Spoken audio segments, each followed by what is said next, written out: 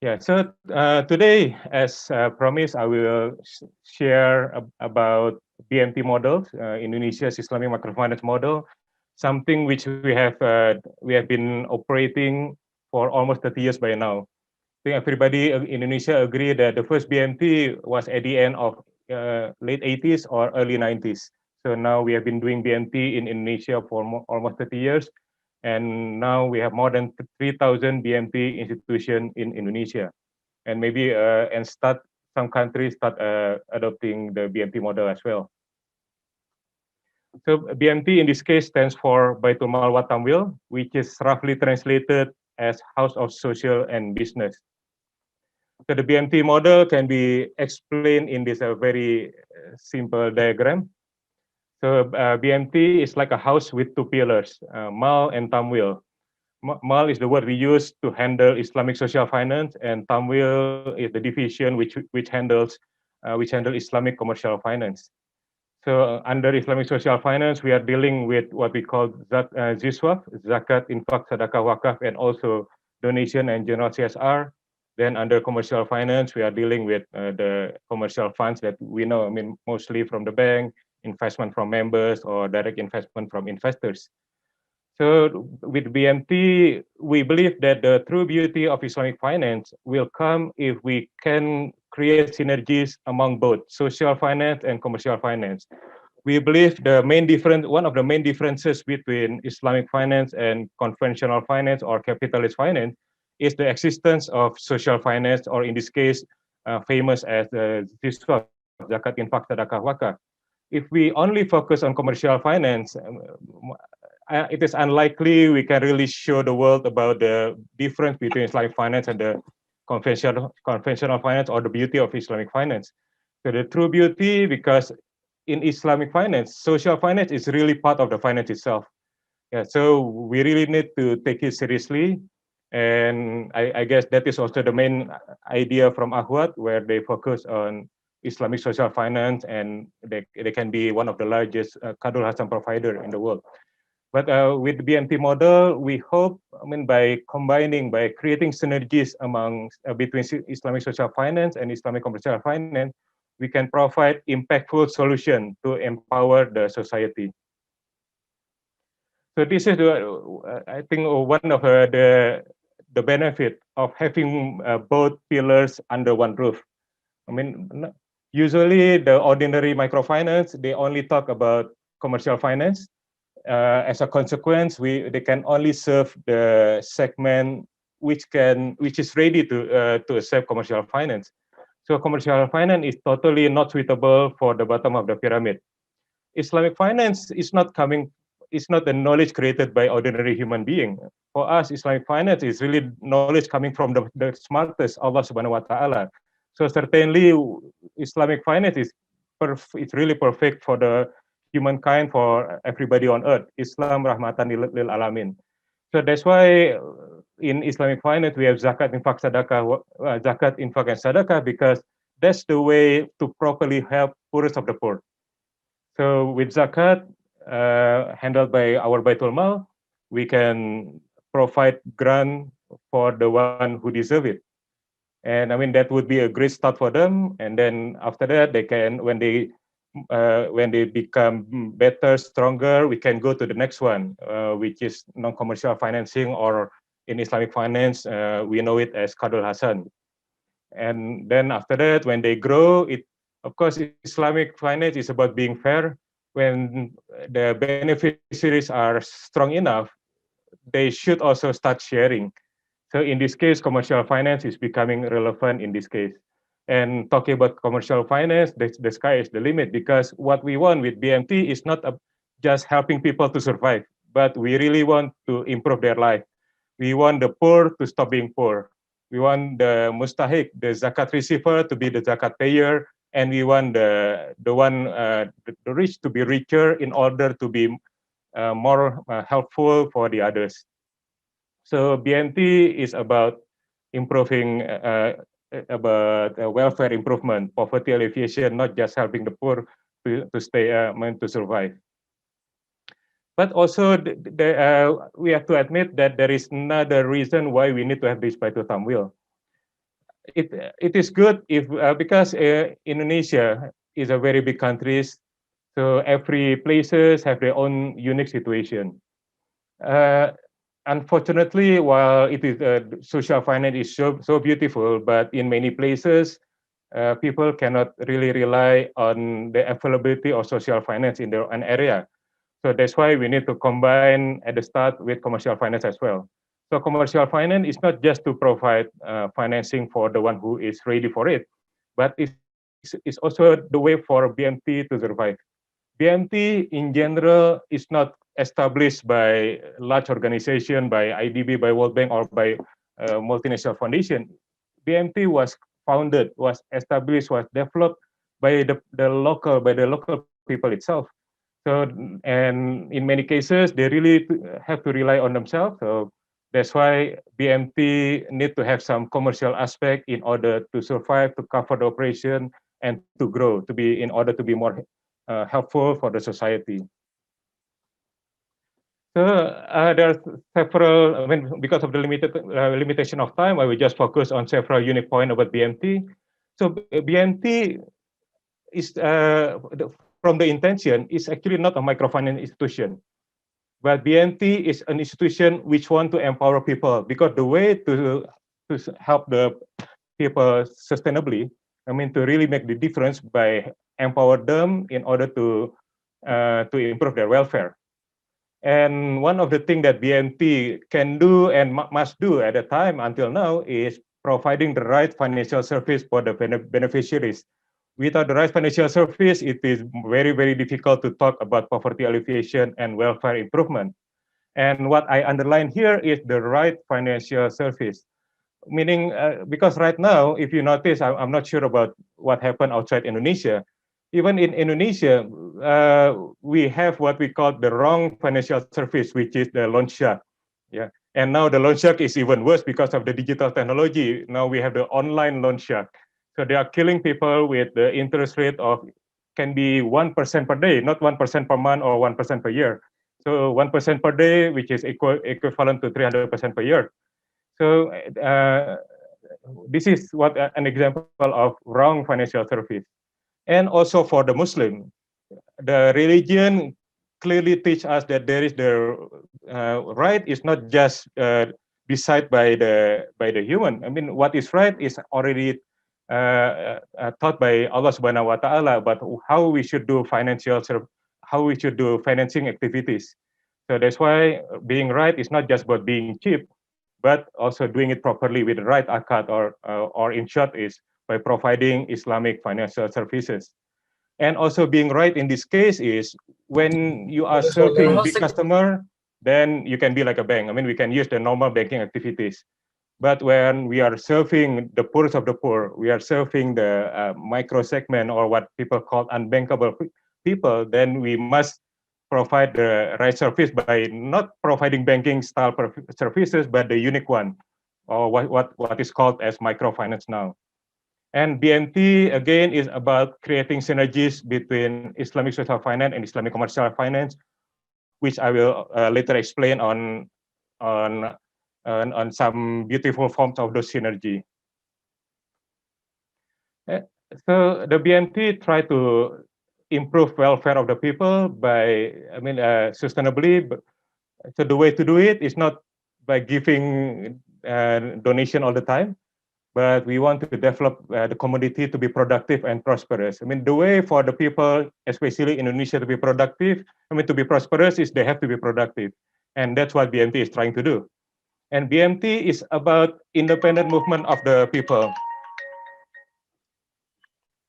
Uh, the BMT was founded by the community itself. So it is a form of sustainable by the self-reliance of the society.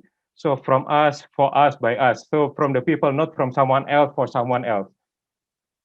And especially for a big country like Indonesia, where every place is so unique. I mean, we have 5 big islands and 1,000 smaller islands.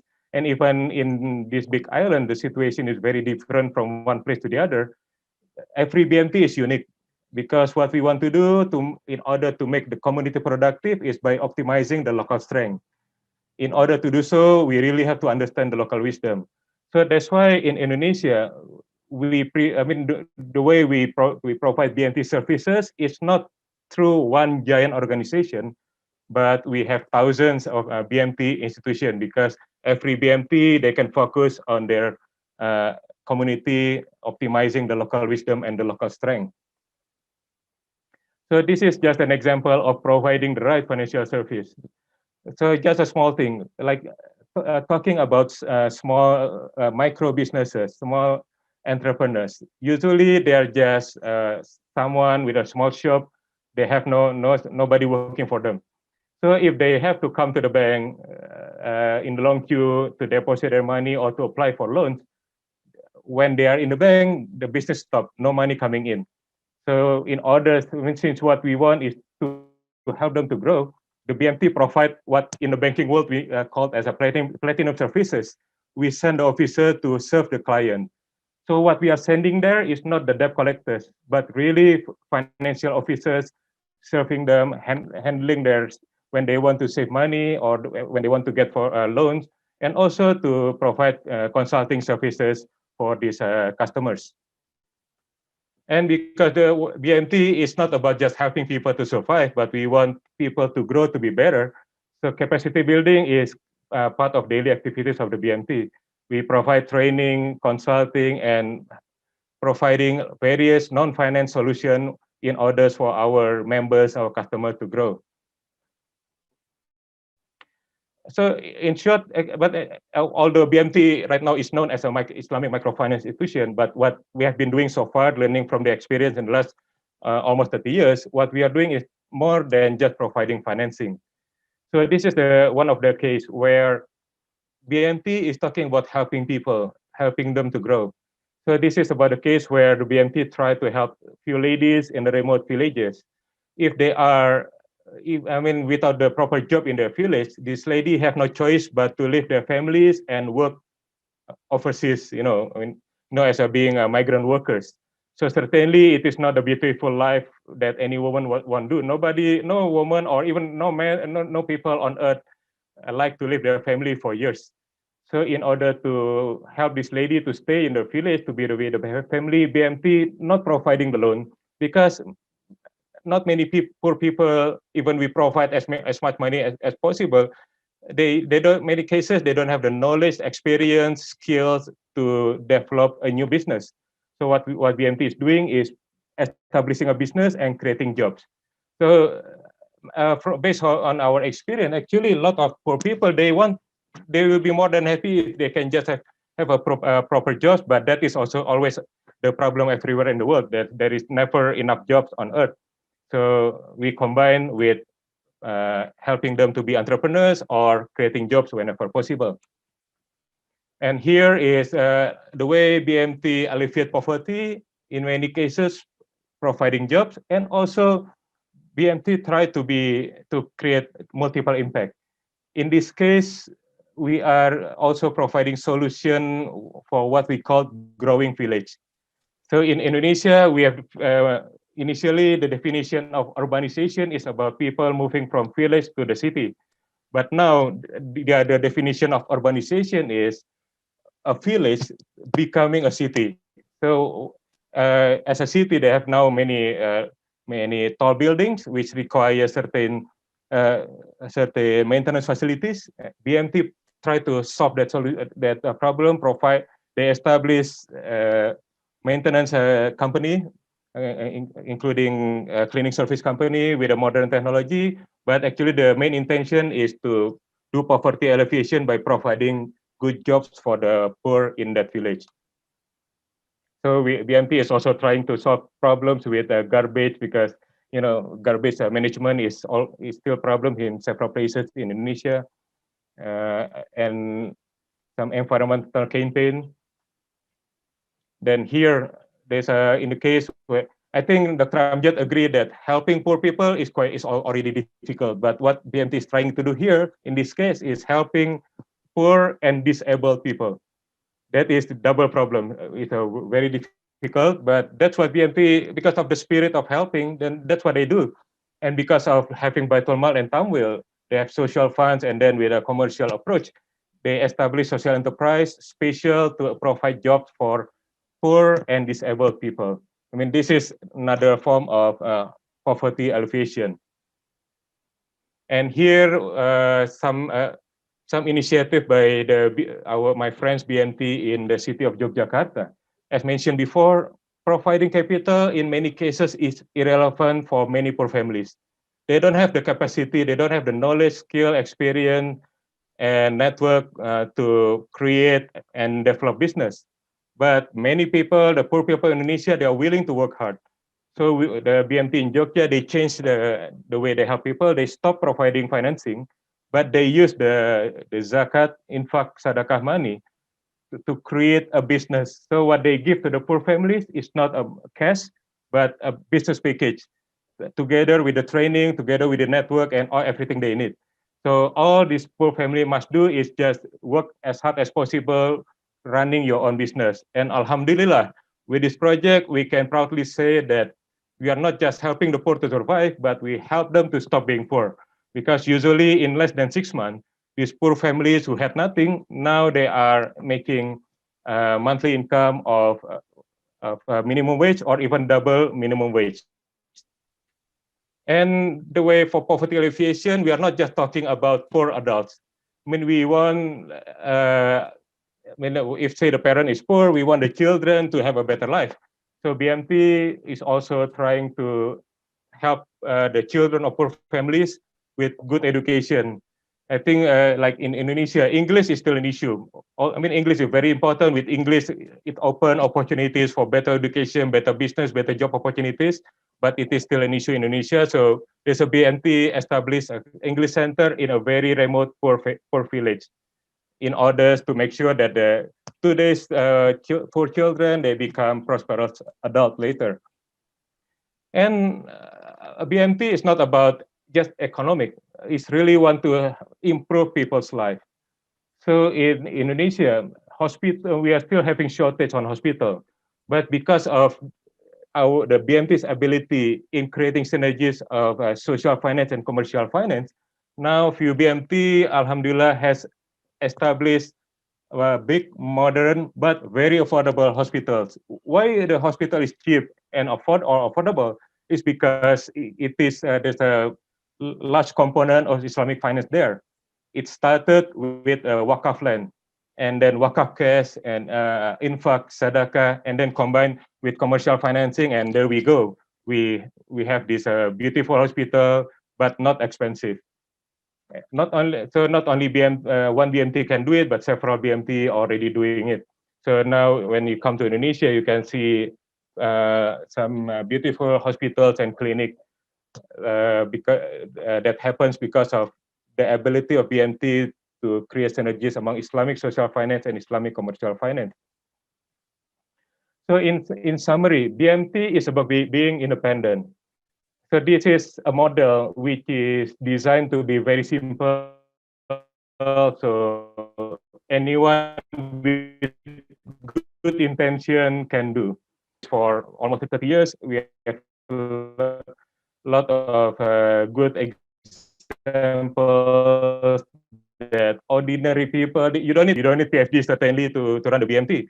A lot of big BMTs now was really founded by ordinary young men with degree or even without degree, but they are very good Muslim. They are honest. They have a persistent to do it. I mean, BMT is a simple model, but it requires a lot of sacrifice to have it. Like now from some big beautiful BMT that we see here, the founders, they didn't take any salaries during the first few years of their BMTs. And BMT is talking about making sustainable changes. So the keyword is empowering, not just simple donation, because donation is like trying to empty an ocean. And the way we can really empower the people is by focusing on the local strength and resources, especially for big countries. I think all big countries in the world, the situation is very different from one city to the other city, or even from one village to the other village.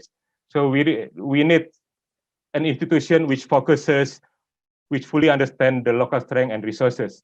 And again, let me repeat again and again, because that is the most important thing for, talking about Islamic finance, is the true Islamic finance, the one that is different with the ordinary or conventional finance, is the one who can create synergies between social finance and commercial finance, because social finance is a compulsory component in Islamic finance in general.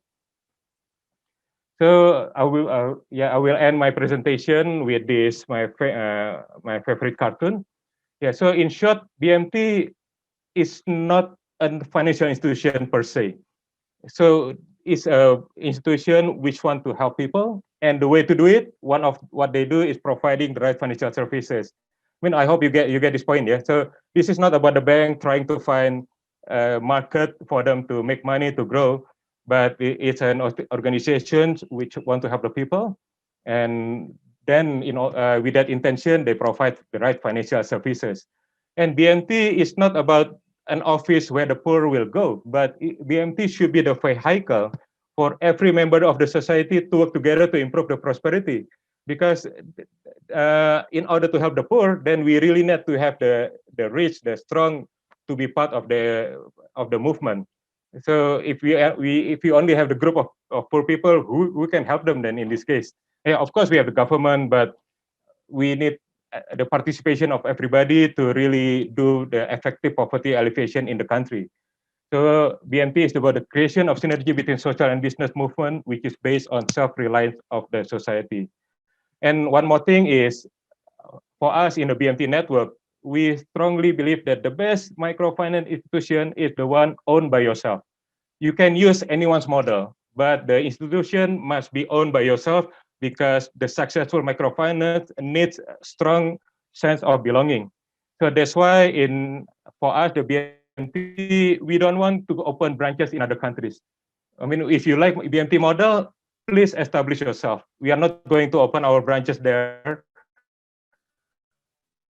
but we will be more than happy to share our knowledge, so you can learn. You don't need to start from the scratch. You can learn from our experience, and you can establish your BMP in your respective countries faster, with lower cost, lower risk, less mistake.